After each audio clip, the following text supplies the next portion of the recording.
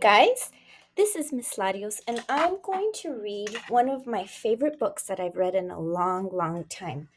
And this book is called Rags, the Hero Dog of World War One, and it's written by Margaret Raven.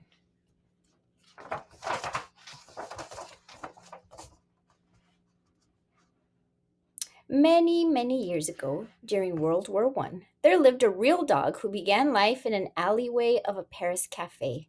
The dog was a shaggy mutt, a small, scrappy gutter pup who belonged to no one but the streets where he roamed. He didn't even have a name except for the angry ones cafe owners yelled to chase him from their garbage. The stray lived by his wits alone, for he hadn't had a friend in the world since the day he was born. Then one July evening, sirens blared. They wanted the people of Paris to shutter windows and black out lamps so they wouldn't be seen by enemy planes. Danger filled the streets, so the dog took shelter in an empty doorway just as the night turned dark as a pocket. The mutt didn't know his life was about to change when an American soldier stumbled in the inky blackness and yipe! Stepped on his paw. The soldier lit a march and saw a scraggly face with two worried eyes staring at him. Did I hurt you, pal? Asked Private James Donovan. He'd come with the U.S. Army's Fighting First Division to help France end the war. Donovan picked up the mutt. The dog had never been held before, and he liked the feeling until a stern military policeman appeared. Your pass? The policeman demanded of Donovan. Sure hope you're a good luck pup, Donovan whispered to the dog, because he didn't have a pass that allowed him to be out in the city at night. He had marched in a big Paris parade that day with an American battalion.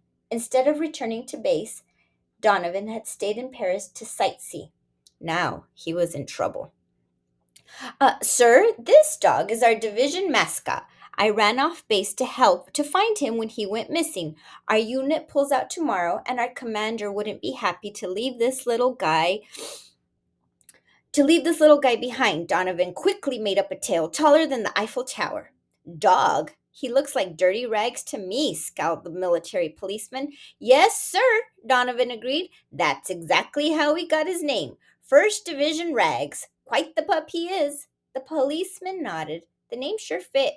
He decided to let them go. Back at the army base, Ragsdale sat still and straight by Donovan's side in front of the commander. A surprised Private Donovan learned that instead of being in trouble, he'd gotten a new rank and assignment that very day. Pack up, Sergeant. Tonight you move out for the battlefield, the commander told him. Rags too, sir? Hoped Donovan. Rags too, the commander agreed. He seems like a smart fellow. Rags and Donovan rumbled out of Paris in a motor truck. Good old Rags, Donovan said, scratching the dog's head. We're in this war together now. Rags curled up by his side. Rags stayed close to the soldier, even when Donovan tried to keep him from the battlefront. Rags jumped out a window at the division headquarters and followed him in secret. Back at camp, Donovan felt a wet nose nudge him. It was Rags. From that day on, he was Donovan's dog through thick and thin. Rags liked infantry work, especially sharing Donovan's food rations and drinking water from his helmet. Rags found many important jobs to do. He chased mice and rats out of the field trenches where the soldiers slept and ate. His ears heard the buzz of incoming shells before the soldiers did. When Rags felt belly to dirt, the soldiers did too. Rags loved rolling in the dirt. It made his shaggy eyebrows look like fuzzy caterpillars to Donovan. Rags even learned to salute. He'd raise a paw to his face, then drop it as a smart show of respect. Once a general walked by, Rags stopped, squatted, and raised a paw. The general respectfully returned his paw. Donovan was a signalman. He laid telephone wires on the ground so soldiers on the battlefield could communicate with soldiers in the rear, the ones with the biggest guns. Rags' nose read Donovan's wires like a book, and he helped him find breaks in the lines. Rags worked as a runner too. Donovan would put a piece of paper under Rags' collar, turn him to face the rear, and say, "Go find!" Rags then ran toward the sound of the big guns and waited there until someone came to take his message. It was his most dangerous job. Donovan made Rags a little gas mask to protect him from the enemy's poison gas. Rags hated it. It blocked his nose. He couldn't smell. He'd push it off with his paws, but Donovan would put it right back on. We don't want you going west on us, pal, he'd say in the way soldiers spoke of dying. Rags didn't understand Donovan, but his voice calmed him like a nap in the sun, so he'd keep the mask on. By late September of 1918, news about the hero mascot had spread through the 1st Division. Soldiers told how Rags had bitten an enemy's leg to defend Donovan, how he'd crawled under barbed wire to run messages, how he never gave up, not for a minute, no matter how the sky exploded. He became a legend of courage, a giant of a dog. Then one day, October 9th, 1918, a major battle began in Argami Forest. Fog was so thick Donovan couldn't see his lines. The air was choked with poison. Men were trapped. Donovan tightened their gas masks and tied a message on Rags. It told the rear soldiers where to fire to help the men. Donovan's mouth was tight with worry as he gave Rags the command, "Go find." Rags began the run back when a big blast hit nearby. It sprayed metal like hard rain over Rags. It cut his paws, his ear, his eye. It threw Donovan to the ground, tore off his mask.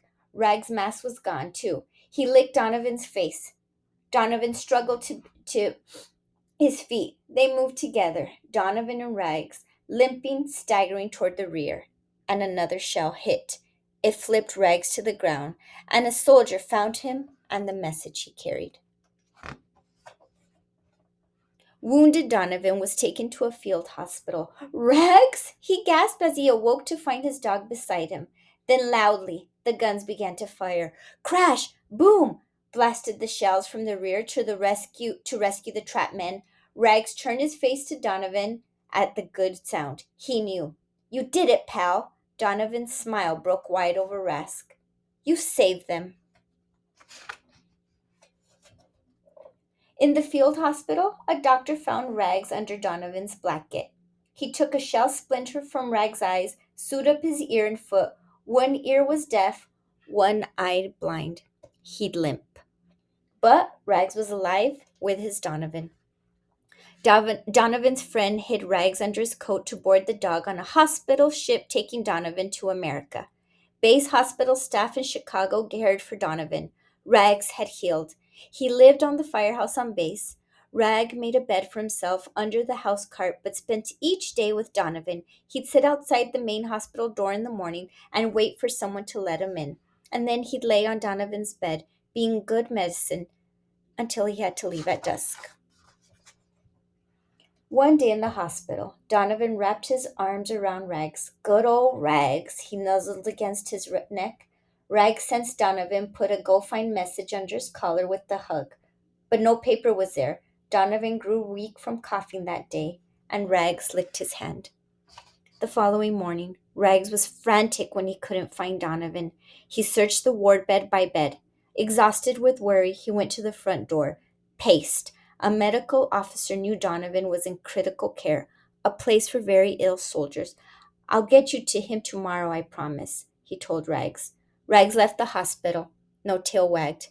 And Donovan died in the night. The next day, the medical officer took Rags to Donovan's empty bed. "The pup needs to learn in his own way," he'd convinced the hospital staff. Rags lay down where Donovan wasn't anymore. His note read the story of Donovan's last day. Donovan's lungs were tired. He was cold. He had gone west for a nap in the sun. Rags stayed on the bed for a long time that day, and then he climbed off, and he walked the hallway to the front door for the last time and waited for the medical officer to open it. He wagged his thanks, and then Rags walked slowly to the firehouse. It was told that Rags never went near that hospital again. He knew Donovan wasn't there. His best friend now lived in his heart. And I want you to know, you guys could read a little bit more about this, but this is a true story. And if you go online, you could see real pictures of Rags. I love this story. Thank you.